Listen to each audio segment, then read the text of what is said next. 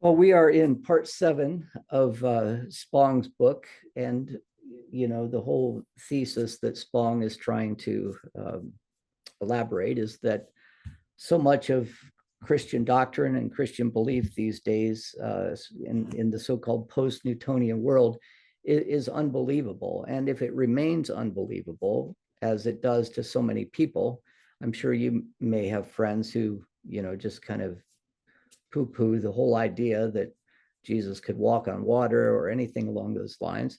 Uh, if it remains unbelievable, then Christianity is going to die a very imminent death.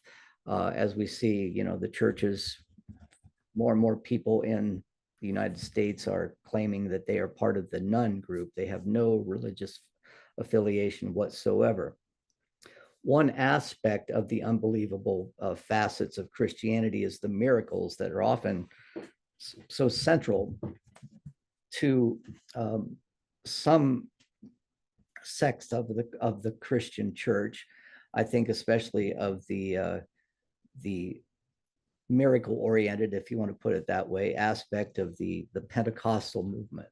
The idea that the presence of God can somehow be ensured and guaranteed by the fact that people are speaking in tongues, and these are tongues that are, mystical languages that cannot be understood except from the working of the Spirit. There's a lot of the fantastic that people want to invest in when it comes to religion, and to try to suggest that the miracles that are featured in the Bible, whether it's the Old Testament or the New Testament, to try to suggest that those are not historical events that took place is tantamount to revealing yourself as a complete heretic, doomed to rot in hell for the rest of your eternal days. But Spong wants to develop something that is going to be much more, well, a reasonable type of Christianity. This was a big project, by the way, back in the Enlightenment. Uh, People like John Locke and others who, Thomas Jefferson even wanted to try to make Christianity more appealing to those rational thinkers who believe the truth could be attained through the use of reason. But uh, Spong's thesis in part 7 here is that miracles just need to be set aside or understood in a different way. In a post-Newtonian world, supernatural invasions of the natural order performed by God or an incarnate Jesus are simply not viable explanations of what actually happened. Miracles do not ever imply magic. Spong is not saying that some of the events of the Bible never happened. The Bible is grounded in history. In fact, it is the fact that meeting God on the plane of history is the one thing that sets the early Hebrew tradition apart from the other traditions, that God works in history to achieve God's ends. He's not just a God that rises above in living in the second or first heaven above that needs to be communicated with via sacrifices and things like that. But God chooses Abraham and gives him a call, and works in history in a way that involves human agency as well. But as the story of God's presence and God's calling of a people comes to be told throughout the historical time period that we're looking at, from 1250 is when we think that Moses, if he ever existed as a human being, but the historical circumstances that we meet in Exodus, in the book of Exodus, seem to reflect the time period in which Ramses II was the pharaoh in Egypt, who embarked on a number of great construction projects that would have required the energy of a vast number of slaves. That matches up with what archaeology can tell us. So these stories are grounded in history. They're grounded in a historical experience of a people, but are they historically accurate? That's the question. And when we looked at last time at the story of the miracles in the Bible, we also kind of compared them to some of the the culture hero stories that were, certainly told at those times. And the reason I have the picture of the transfiguration here is because Spong's thesis, as he develops this idea of how miracles develop, first with Moses and then with Elijah. And each of those people, Moses and Elijah, have a so-called sidekick, you might say, somebody that is going to receive the blessing to continue the work of the great hero. For Moses, it was Joshua. For Elijah, it was Elisha. We'll spend some time looking at those today. But the story of the transfiguration that happens can be found in the three synoptic gospels. When Peter, James, and John go up to the mountain, Mount Tabor, and there Christ is enveloped in this great white light, and on either side of him, he sees Moses, or the disciples see Moses and Elijah, as if to say the passing of the mantle of these two great Hebrew prophets and lawgiver has been given to Christ himself. And so the so-called law and the prophets are represented symbolically in Moses, the law, and Elijah, the prophets. And Jesus embodies the tradition of both of them. The greatness of both of those men comes to be incarnate in Christ himself. So that whole transfiguration story is a turning point in the Gospels, where the disciples come to realize, hey, this Jesus is really something a little bit more than just a great rabbi and a great teacher. This is somebody who's fulfilling the destiny and fulfilling the prophetic vision that began, well, with Abraham, or you might even say that began all the way back with Adam and carried its way all the way through the Old Testament up until the time of Christ. But associated in the telling of those stories, as those stories came to be told, for example, the story of Moses from 1250 to about 950, over 300 years of period of time, to emphasize the greatness of God, not the greatness of Moses, so to speak, but to emphasize the greatness of God and the utter unique character that the God of the Israelites had. That came to be emphasized through the wondrous acts that God committed on through Moses for the purpose of saving God's people. So last time we talked about the parting of the Red Sea. We talked about giving the manna from heaven. We talked about the water that rises up when there is bitter water, and just God's care that wasn't just a spiritual presence with the people, but also provided opportunities or provided experiences where the laws of nature were set aside specifically for the purpose of nurturing the people in some way. And when we left off last time, we were talking about how Moses, I wanted to talk a little bit about this image painted by Marc Chagall in the 1960s. Chagall, a Jewish artist himself, who uses a lot of his early childhood experiences of the shtetl in Poland and Eastern Europe to and also themes from the Hebrew Bible as part of his art. But this is the story of the depiction of Moses granting his power, granting his the quality of his existence that is lived through God to Joshua. Joshua is the recipient of Moses's power. I wanted to mention this as well because you might see Moses has got horns. Moses kind of looks like the image of what we often associate with the devil, right? But in a lot of the early paintings, especially in the Renaissance, these horns, and sometimes they're just images of light, they represent this direct connection with God. It's almost like a television antenna, right? So if you ever see Moses with horns, sometimes they look like ram's horns,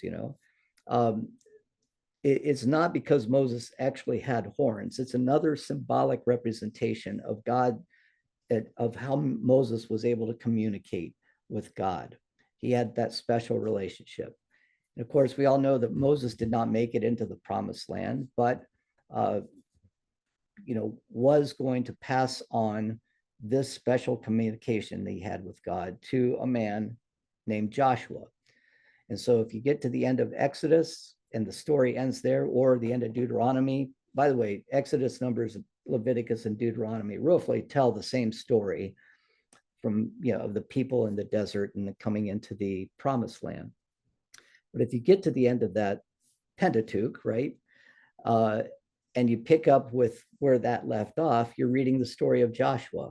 And lo and behold, Joshua has a lot of the same qualities and same supernatural abilities, you might say, as Moses does. And this is where Spong wants to say, that these miracle stories are first associated with Moses, but then as they move further into history, they develop over time. Moses parts the Red Sea for the people to pass through.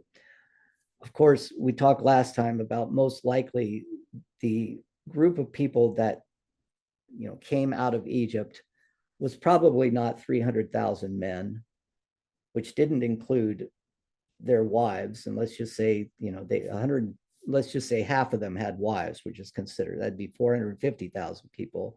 And then they had children, and the story says you've got their animals, their sheep, chicken, and goats, and all that kind of stuff. Well, it's not going to be long until, if you do the math, you'll realize that 500,000 people existing and wandering lost in the Sinai Peninsula just is not something that could possibly have happened. Somebody would have said, hey, I think I see the Mediterranean Sea off in the distance there. Why don't we follow that up towards the promised land? So the whole story began with an historical experience, but as it got told over time, the fantastic came to be added to it. Moses parts the Red Sea. Guess what happens? Joshua parts the Red Sea as well. So you have this, control of nature that is part of the miracle experience.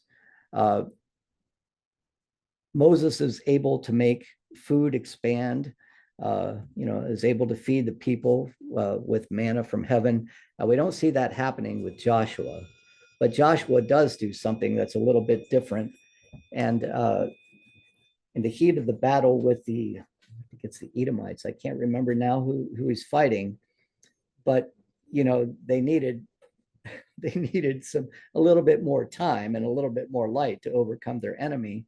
So God makes the sun stand still in the sky. This control over nature, right, that we find as part of the miracles. So those are the stories that we looked at last time: Moses, then Joshua. And then, as we're going to find, in about 300 years hence, the stories are going to develop, but in a new way. But a template has been made, a pattern has been set. God, under certain circumstances, will choose an individual through whom miracles, which are setting aside of the laws of nature, can take place for the good of God's people. So any questions or comments about this?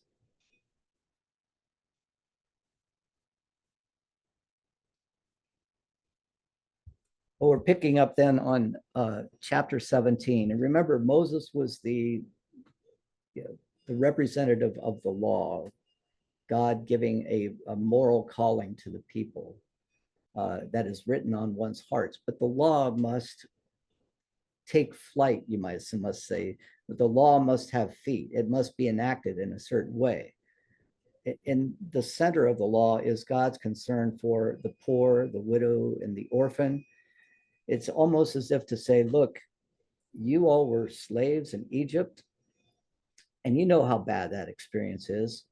So I want to give you a set of guidelines, Torah, instruction, that will ensure that no one has to experience what you recently experienced in Egypt. And so the law comes to be that moral North Star for the people of Israel. But it has to be enacted. And over time, from 1250 to about, well, we're going to pick up around 850 of the Common Era, 875, before the Common Era, excuse me. Over time, that law comes to be almost like a talisman, right? That's something that is kept within the Ark of the Covenant, and it is displayed in the temple, and it comes to be almost meaningless to the people. It becomes more of a talisman than as a guide for their lives. So what has to happen is that a group of people called by God, known as the prophets, need to remind the people uh, just what it is that the law is meant for. It isn't meant to be static. So there's about a 400-year hiatus between Moses, the representative of the law, and then the great prophet Elijah, who is representative of the tradition that says the law must have feet. The law has to become incarnate. You know, Greg's sermon this Sunday, for example, we need to be letters of recommendation, right? Being created in the image of God, our actions must recommend others to the God that we worship. Second, he was preaching on 2 Corinthians 3, I believe, when Paul uses that image, 3:18, of you must be letters of recommendation. I don't know how much you know about Elijah. I know that the Old Testament is not really the kind of thing that people like to pick up, but you might remember how the books of the Bible go. You've got the Pentateuch, Genesis, Exodus, Leviticus, Numbers, and Deuteronomy. Then you have Joshua, which is the story of the people, Joshua being the successor of Moses, the people wandering still in the desert, but then coming into the land that they understand to have been given to them by God. And then Judges, the story of how they organize themselves in a relatively socialistic and democratic way. They didn't have kings, remember? They wanted to ensure that they weren't going to fall into the trap that they just came from in Egypt. Kings just abuse power. Kings just, conscript your sons into the army and your daughters into, concubinage and things like that. So the judges were people that whenever there would be a difficulty that arose, the Spirit of God would rest upon them, and the judges would direct the people in whatever circumstance it was called for at that time. But eventually, the judges gave way to a king, first to Saul and then to David, and then to Solomon. And this would have been about the year 1000.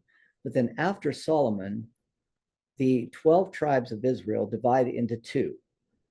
You had the 10 tribes of Israel in the north, which was called the Kingdom of Israel, and you had the 2 tribes of Israel in the south, which was called the Kingdom of Judah. When we pick up with the next book, so we had Joshua, Judges, then Ruth actually is an outlier, and I won't say much about Ruth because it was a book that was written about 400 BCE, but then placed back into that historical context. And then you had 1 Samuel and 2 Samuel. That's the story of Saul, and then David being chosen and David becoming king.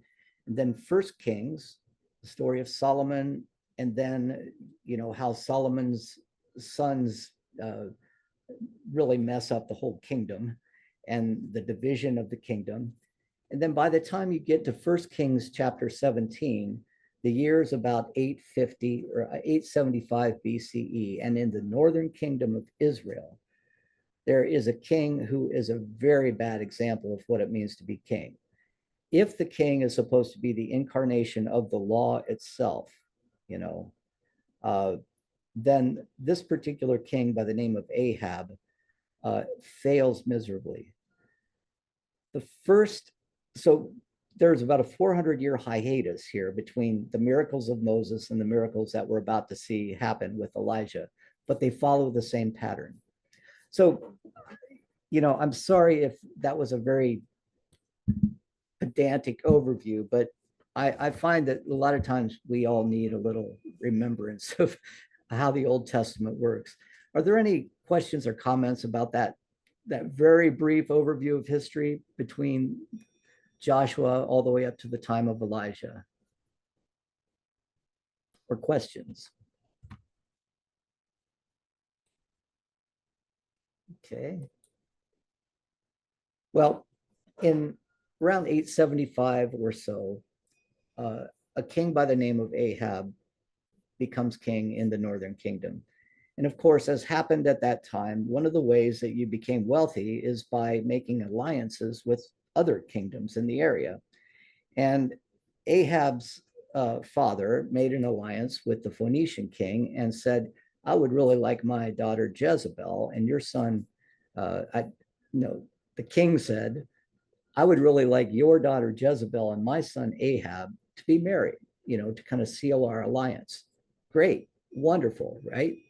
However, this Phoenician princess by the name of Jezebel is a very devout worshiper of Baal, who is one of the agricultural gods, Baal and Asherah.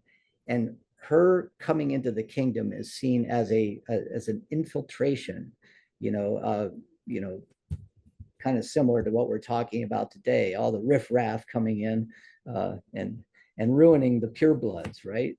Well, clearly, I mean, this is how many people saw it, especially the prophets. You bring in the images of Baal in the high places where Baal is worshipped, and before you know it, you've got well, let's call it miscegenation, this infiltration of the people from the outside, and the purity of the kingdom is undermined. And this is what was happening. Ahab was a king who was very weak, and he often kowtowed to his wife, right? So Jezebel was running the show. And this is how you know that you've got a very, very bad king in a situation that needs to be addressed, at least in the Hebrew Bible, is that when a woman's running the show, there's problems, right? And it needs to be addressed. I mean, it's a theme that runs throughout the Bible, right? Jezebel. Not many people name their kid, their female child Jezebel these days for a reason. Or if you do, it carries with it a lot of baggage. But so in the midst of this, because the circumstances were so dire, God calls a prophet Nabi in Hebrew, my messenger. And it is the prophet who wants to try to bring the people of the northern kingdom back into line with the Torah, which they are obviously forgetting about. They're obviously overlooking and not abiding by. So this prophet, Elijah, Yahweh is God. That's what Elijah means. It's really an interesting name because literally Elijah, Yahweh, Jah, is my El, or my high God. El was the name of the Canaanite high god as well. So you see both of those names, combined in this great prophet. All of the prophets are really hunted down and killed at this time, except for Elijah. And Elijah would not relent in terms of his putting the law, putting the moral responsibility in front of the king Ahab, and Jezebel hated him. So when we pick up with 1 Kings 17, all of a sudden Elijah just appears on the scene. We have no background information about him at all. He just shows up on the scene, but he comes in media res, as say, in the middle of it. He comes into the middle of the controversy, and he's trying to well, basically he's condemning both Ahab and Jezebel, and so he has to go on the run. And here's when the miracles begin. So I want to stop there. Ahab, Jezebel, Elijah. There's going to be another prophet by the name of Elisha, who is going to be his Joshua to Moses, as his successor. Any comments? And do can I get a B just on how well you know the story? Because I really don't know. I teach this so much. I mean, I've taught this for so many years. I just think that everybody knows this, right? But when I began teaching it, I was actually learning, wow, I've never read this. Um, anyway, Elijah is a great, one of the, it is the father of the prophets, so to speak. So we entered this drama in the middle of the act, as so to speak. Elijah is on the run, out in the desert. Remember, the desert is the place where God can be seen most clearly. And Elijah, at a time of great famine, he actually calls on God to stop the rain. They are never, those prophets of Baal are never going to be suspected by the people until the rains stopped coming, because basically that's all the prophets of Baal did. They ensured the rains came in order that the agriculture of the northern kingdom would continue. Well, now the rains don't come. And Elijah's out in the desert. And Jezebel says, it's that darn Elijah who's made this happen, right? And while he's in the desert, he's being fed by ravens. But then he finds his way to a widow in the area known as Sidon. She's known as the widow of Zarephath. And he comes to this widow and says, can you give me something to eat?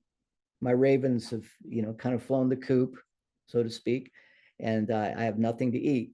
And the woman says, I surely can do this, but I want you to know this is the last bit of meal and the last bit of oil that I have for me and my son. I have no husband, and if I give you this to eat, we're just going to wait to die.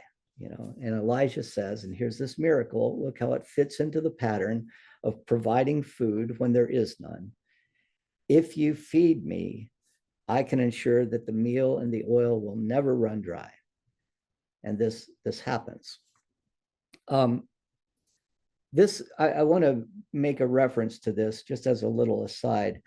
This story finds its way into the Gospel of Luke.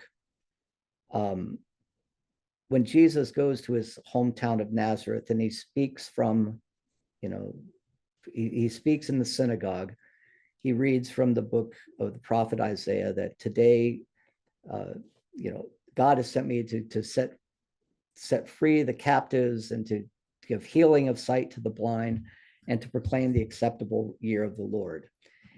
And the people in the town are just like, who is this guy? And they're not really accepting who Jesus is. And then Jesus recalls the story of Elijah. He says, I tell you truly that when Elijah was working under Ahab and Jezebel, he wasn't accepted either. So where did he go?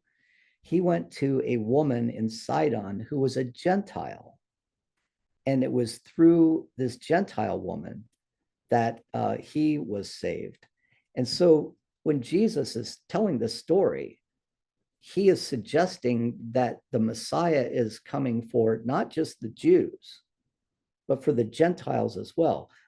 And the story of Elijah is a prefiguration of that. Elijah heals the son of the Gentile woman. He wasn't even in, he was in Phoenician territory at the time. He wasn't even in, the territory of Israel. So Jesus at least saw this as a prefiguration of the universal aspect of his messiahship. And so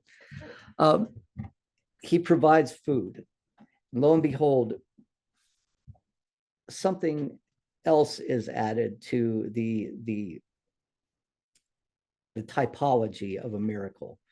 Remember, Moses's miracles were providing food and making natural things, or setting aside the laws of nature, parting the Red Sea and things like that. But now the laws of nature are going to be truly set aside when Elijah is given power to raise this woman's child from the dead.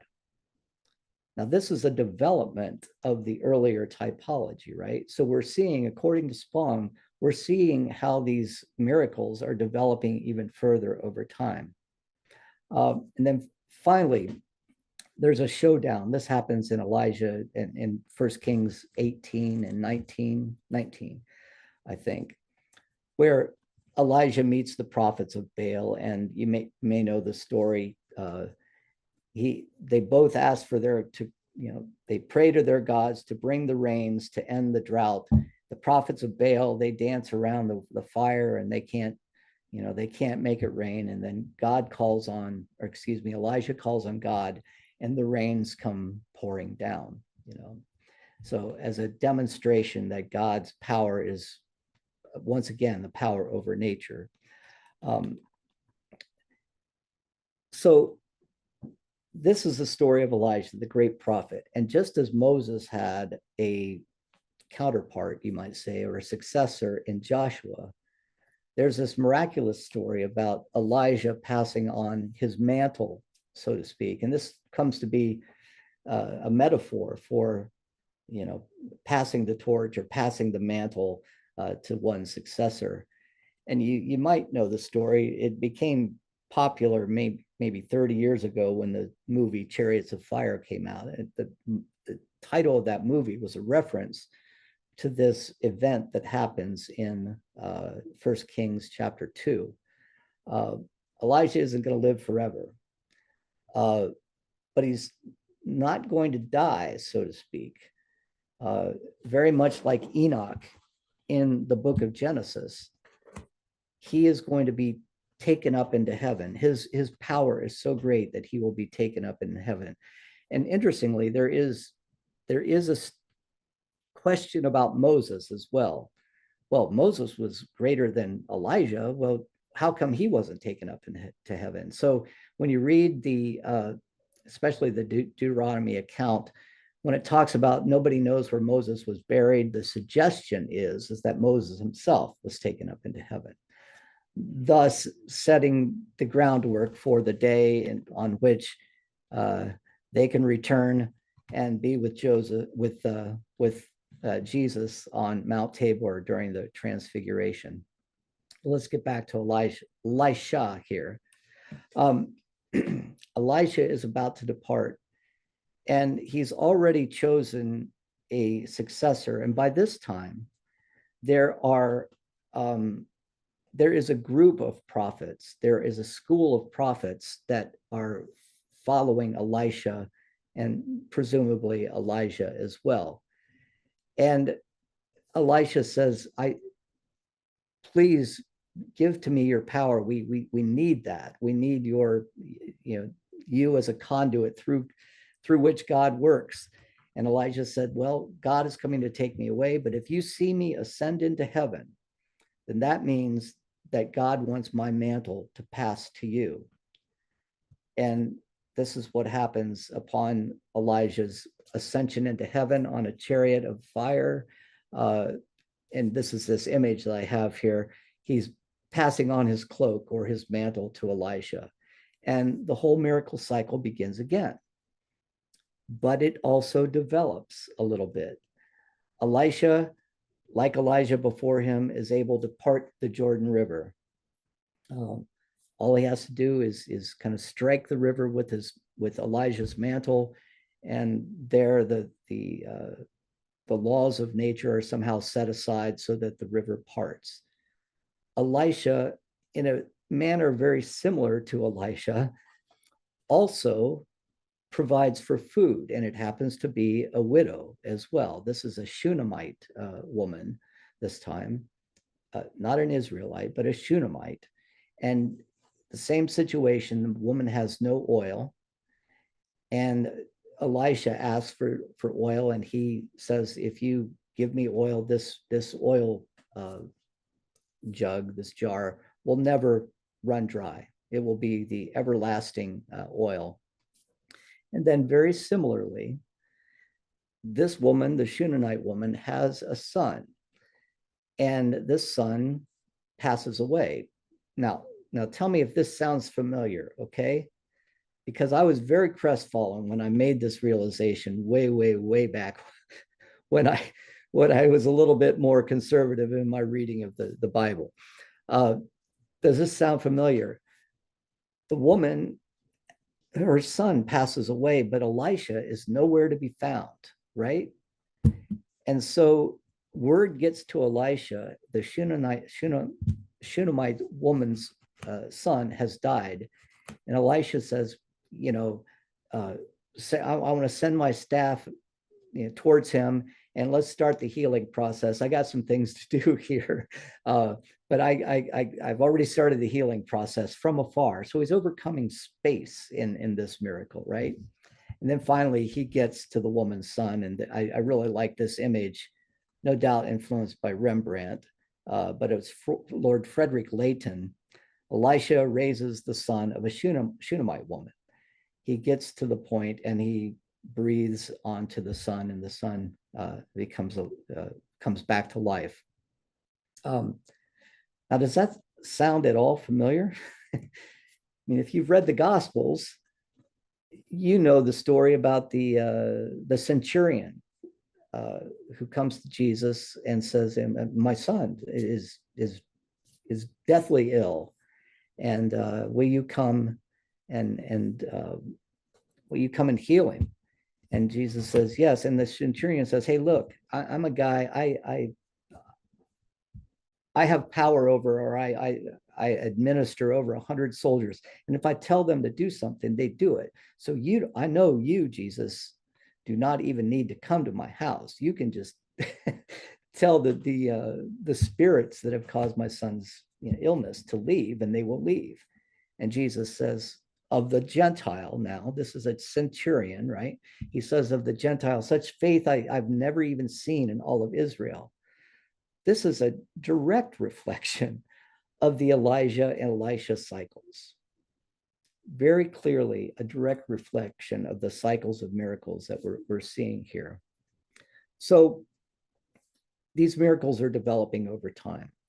Let me stop and see if you have any reaction to this.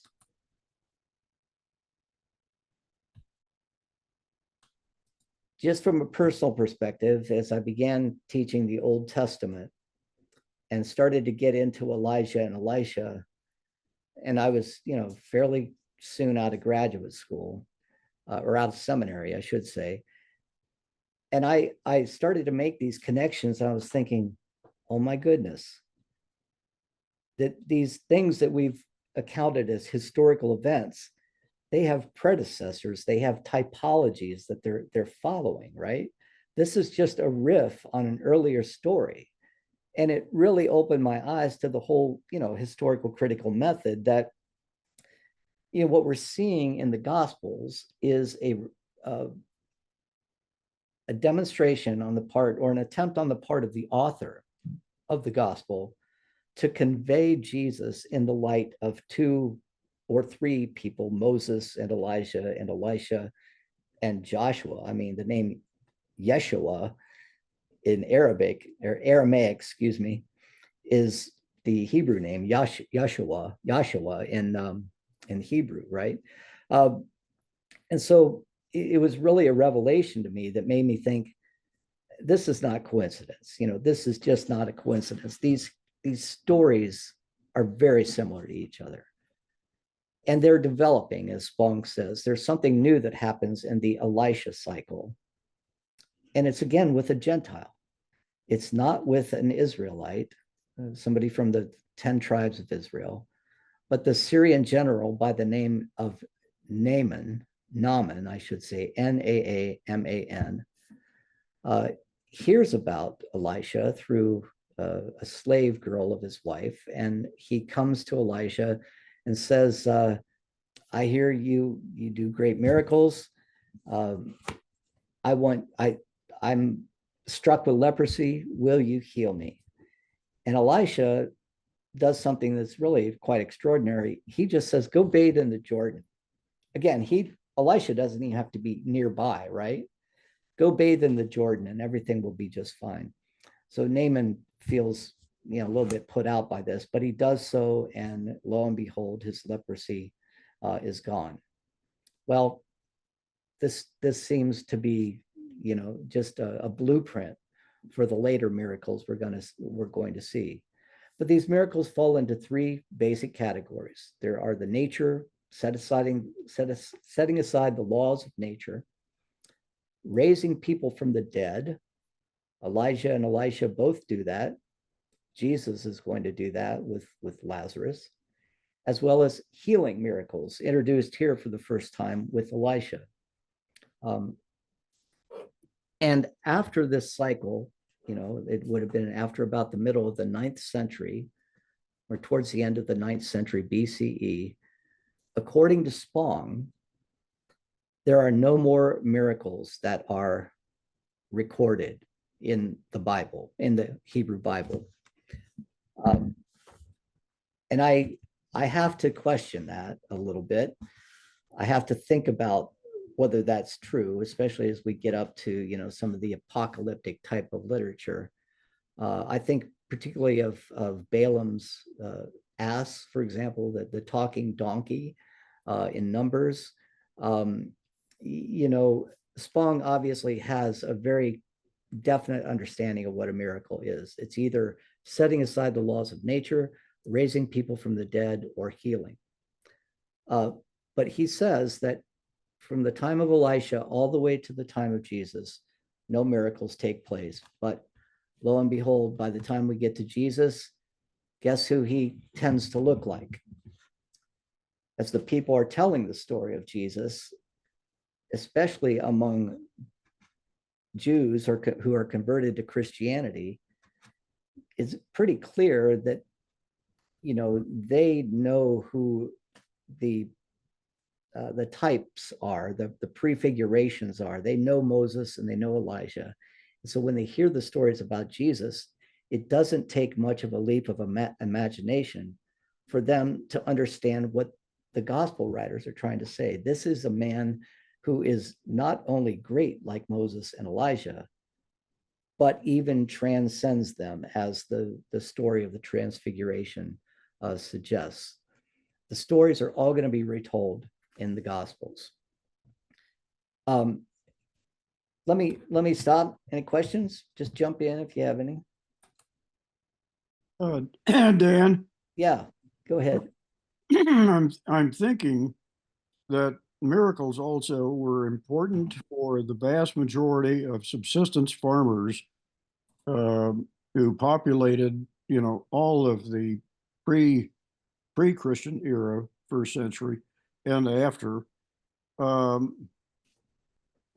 whose life probably was pretty dull and pretty much of a grind and short-lived.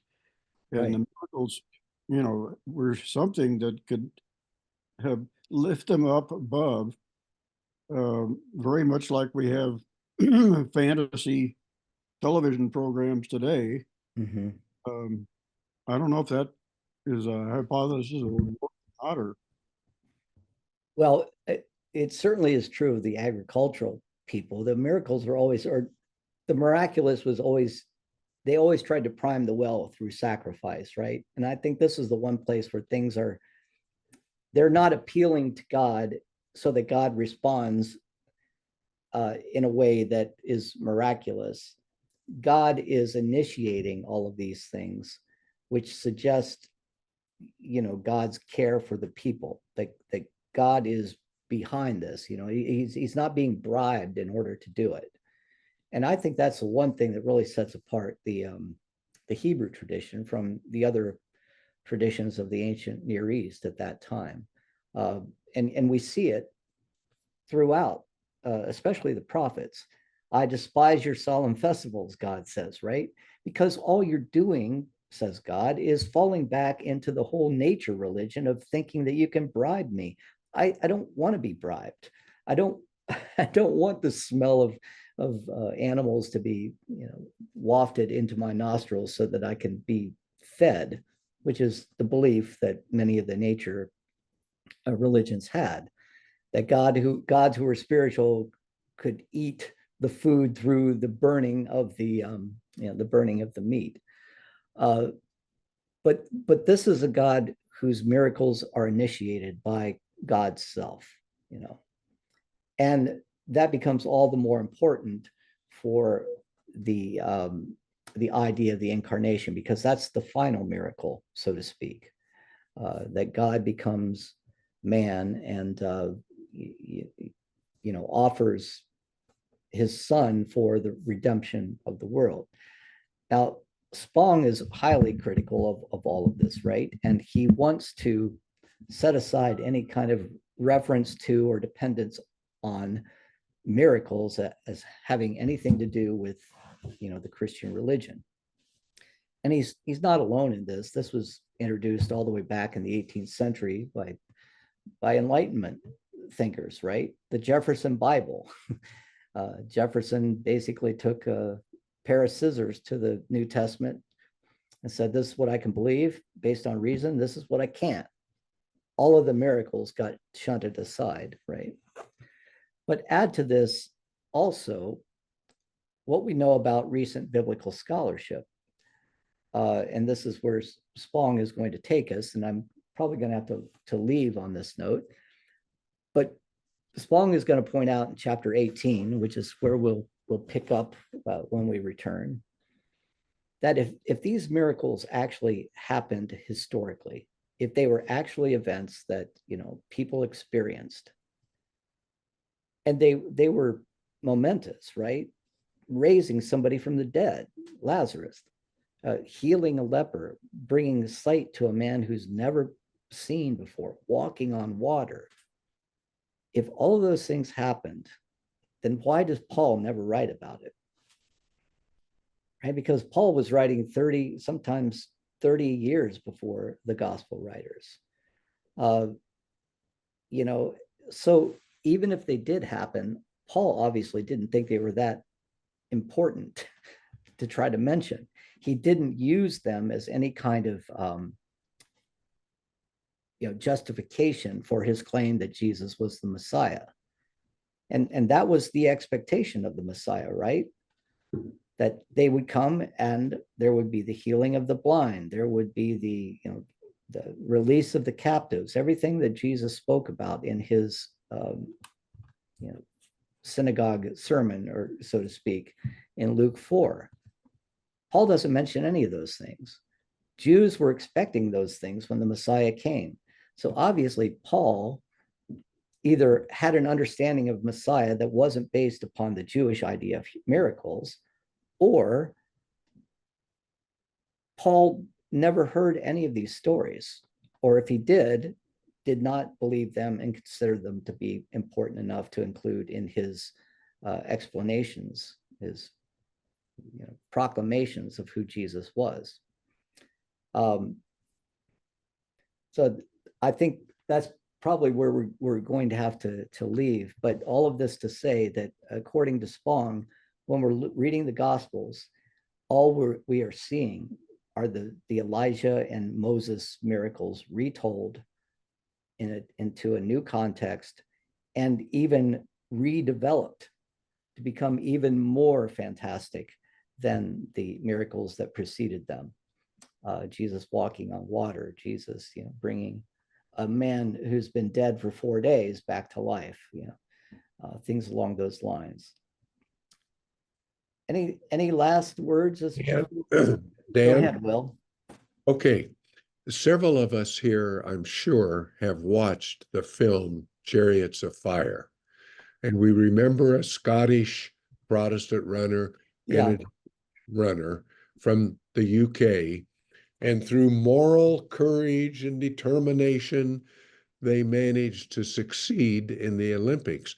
Mhm. But could you help me with the connection, just maybe one or two sentences, the Chariots of Fire, there's the painting, Mhm. with the movie? Just say a little bit more about that connection, Chariots of.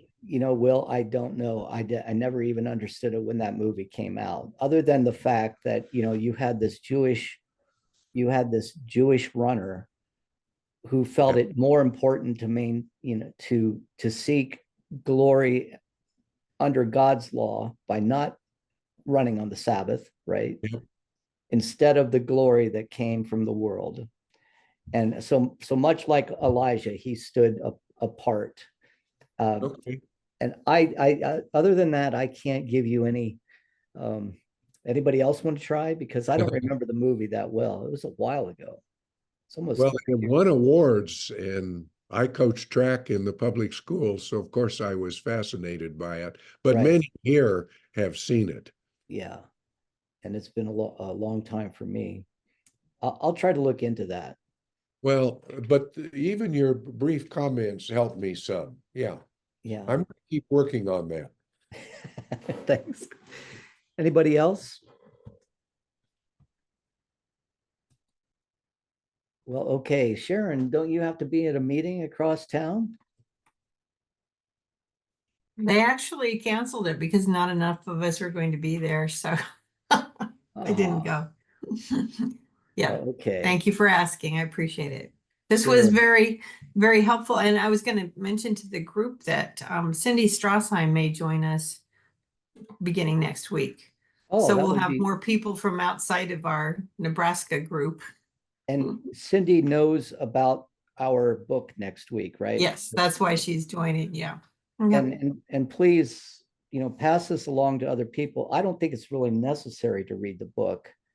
The book is pretty easy to get through, and you can actually go to you can Google the after party, and you can see the curriculum that's being used with the number of videos that are downloadable. It's all very accessible. So I hope others will feel free to join as well. How did Cindy find out about it? Through you, Sharon? No, I think she regularly reads the bulletin and the homepage. Yeah. Good. Yeah, she reached out to me, so I thought that was interesting. Okay. And Dan, you're doing the 9:15 study next Sunday. Well, actually, I won't be there next Sunday, but I'll be there in the subsequent Sundays. Oh, I'm sorry. Yeah. But Greg will be doing it next Sunday. Oh, I see. Yeah, it'll be Greg alone next Sunday. I have to go home for a funeral, so. But I will return for next week and be ready to go. I hope.